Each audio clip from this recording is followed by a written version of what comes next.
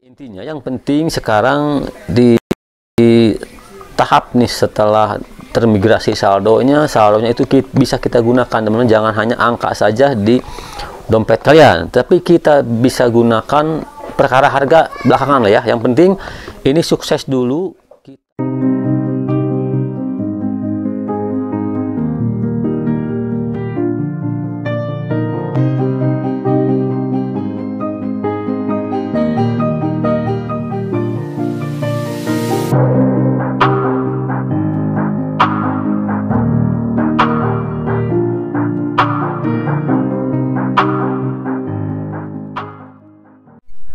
Halo pionir, selamat datang kembali di channel Crypto News. Tentunya kita akan membahas seputar aset kripto lagi, terutama Pi Network teman-teman ya.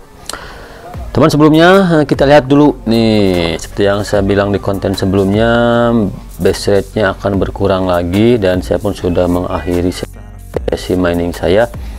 Kemarin base rate-nya berada di 0,0193 Pi per jam dan sekarang turun menjadi 0,0187 teman per jam ya. Kalian bisa kalikan saja, kalau per jamnya cuma 0,0187, nah kali 24 jam, nah sehari dapat berapa tuh ya. Memang makin susah ya. Tapi teman, seiring dengan makin susahnya mendapatkan koin Pi ya, saya akan sedikit memberikan logika ke kalian. Ini Pi Network ini teman-teman memang saat ini masih belum fix ya, bisa kita gunakan atau kita withdraw ya, atau kita barter ya. Karena kan seperti yang kita tahu, untuk yang sudah dimigrasi saldo Pi-nya pun itu masih menunggu 14 hari semenjak kemarin ya, tanggal 28 Juni, atau semenjak si saldonya dimigrasi ke wallet mainnet ya, wallet real kalian. Teman-teman, memang sebetulnya semua cryptocurrency atau semua kripto itu underlyingnya adalah berdasarkan komunitas dan supply demand teman-teman. Jadi tidak ada fundamental yang atau underlying yang misalnya seperti saham ya, yang jelas perusahaannya, jelas komoditinya ya. Tapi di kripto ini teman-teman, underlyingnya yaitu cuman use case, roadmapnya seperti apa, nanti use case-nya kegunaannya untuk apa ya, dan tentu komunitas jaringan yang membangun koin tersebut, yang mendukung koin tersebut ya, dan tentunya juga supply demand ya. Karena di awalnya pun seperti Bitcoin juga dulu tidak berharga teman ya, tidak dulu sempat kan 10.000 Bitcoin cuman untuk beli sepotong pizza itu ya, dulu itu memang sangat tidak berharga.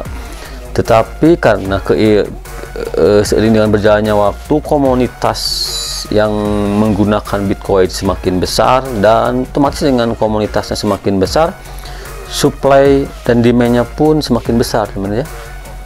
Permintaannya semakin besar tentu karena pendukung komunitas makin besar, tetapi demandnya atau persediaannya kan terbatas ya. Stoknya Pi yang bisa dimaini koin yang bisa dimainingnya terbatas ya.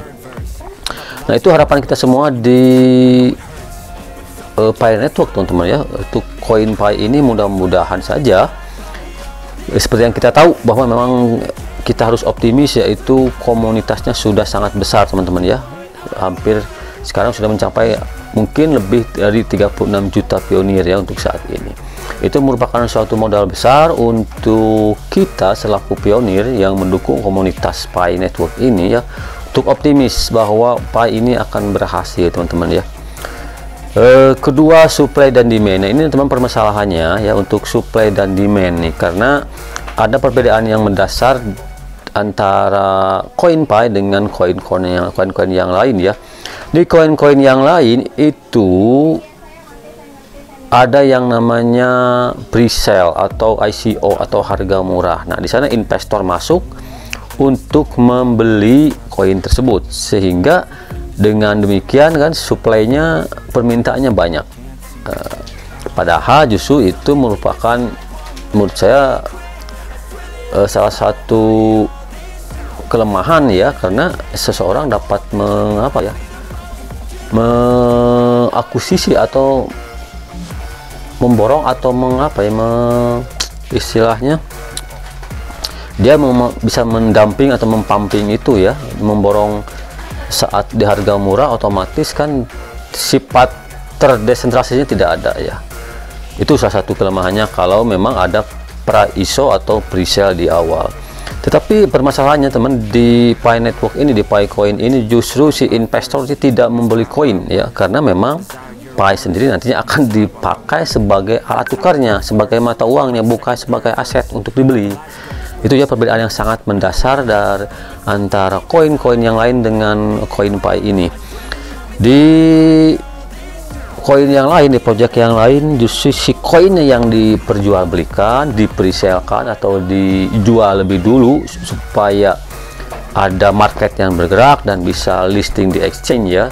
Tetapi di Pi Network ini memang tidak ada penjualan koin Pi ya. Yang ada nanti di ekosistem, di market yang bisa dibuka di Pi Browser, itu ada investor atau vendor yang menginginkan koin Pi itu tidak membeli koin Pi-nya, tetapi dia menjual barang, menjual jasa, kebutuhan dengan menerima pembayaran dengan koin Pi. Nah, itu salah satu perbedaan yang sangat mendasar teman-teman ya, sehingga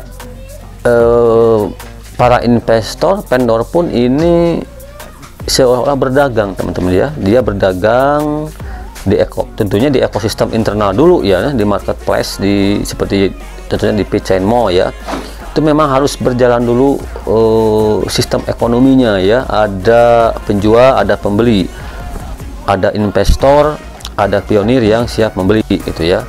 Ada penjual jasa yang siap menerima pembayaran dengan koin Pi, ada penjual barang yang siap menerima pembayaran dengan koin Pi. Intinya sebetulnya sama saja. Kalau di koinnya project lain, investornya membeli langsung koinnya, tetapi di Pi Network ini investornya menjual barang yang akan dibayar dengan menggunakan koin Pi ya. Nah, tentu teman-teman, harga yang terbentuk pun akan bervariasi di awal ya, karena memang ini menurut saya tidak akan listing di exchange luar manapun sebelum ekosistem ekonomi di mainnet, di open mainnet ini, di real mainnet ini berjalan terlebih dahulu ya. Nah, baru setelah transaksi di ekosistem dalam berjalan, transaksi ekonomi jual belinya berjalan di ekosistem internal dan harga sudah terbentuk, baru nanti menurut saya baru kemungkinan setelah itu akan listing di exchange luar teman-teman ya.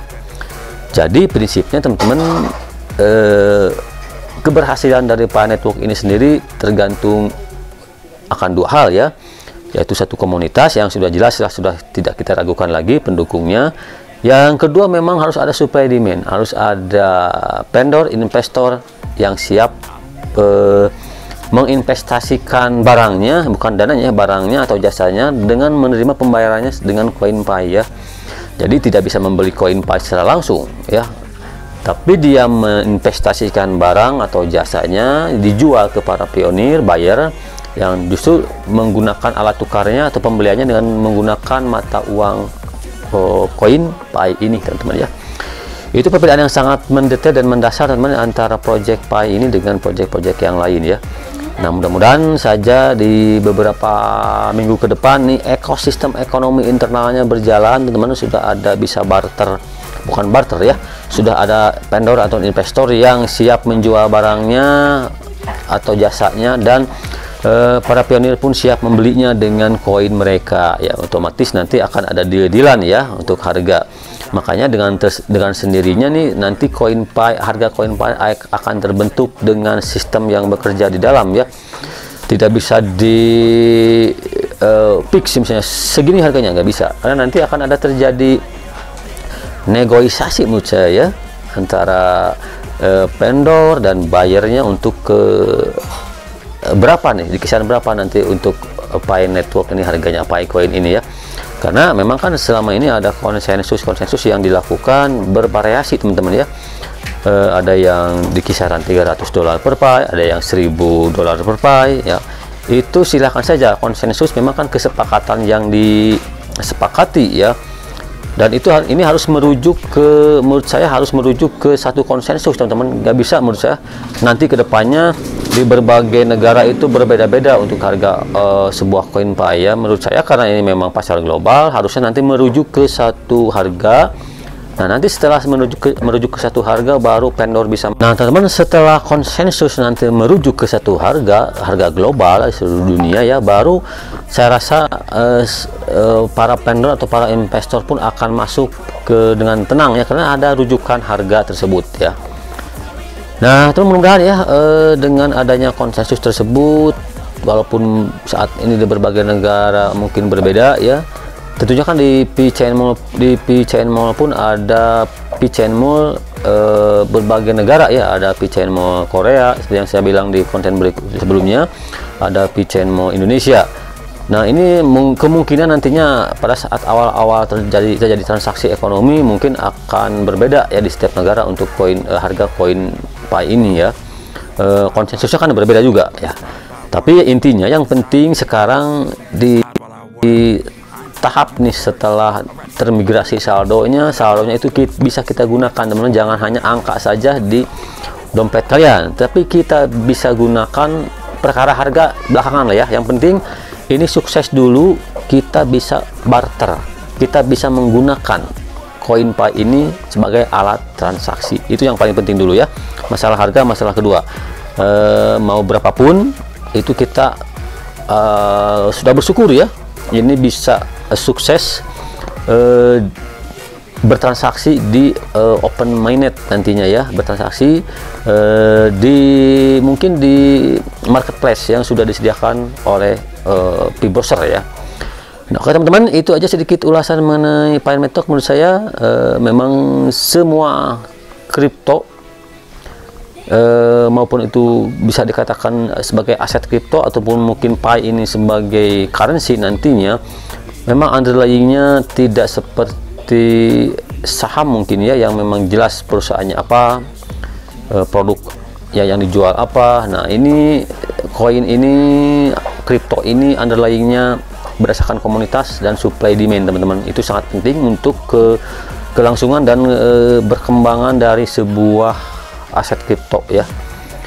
Oke, itu aja sedikit informasinya, mudah-mudahan bermanfaat. Nah, silahkan bagi kalian yang nanti ya ke depan, saya mohon nih untuk berkomentar di kolom komentar setelah menunggu 14 hari semenjak migrasi mainnet wallet kalian, dompet saldonya nih, tolong kasih informasi yang jelas kepada para pionir lainnya yang belum lolos KYC dan belum dimigrasi saldonya. Apakah memang sudah sukses bertransaksi, sudah bisa bertransaksi di internal ekosistem ekonomi? Nah, kalau sudah sukses bisa bertransaksi, kabarkan kabar gembira itu ya ke semua pionir teman-teman ya.